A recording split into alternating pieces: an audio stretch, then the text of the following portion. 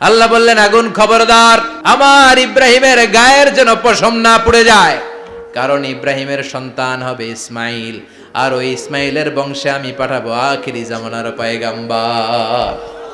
ইব্রাহিমের জন্য কিছু না হয়, কোন ইবারদা, ঠান্ডা হয়ে যা, কি হয়ে যা, কিন্তু এত বেশি ঠান্ডা হবি না যাতে ইব্রাহিমের সর্দি না লেগে যায়।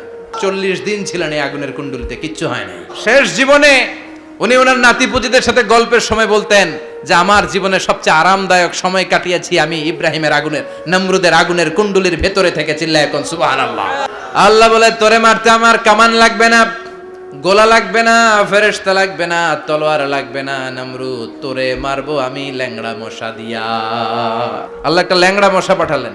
এই ল্যাংড়া মশা নাকের ভেতর দিয়ে ঢুকে মস্তিষ্কের মাঝখানে যে কামড়াতে শুরু করেছে। এই কামড় খাইয়া নমরুদ এবার নাচানাচি শুরু করছে, I M A disco dancer.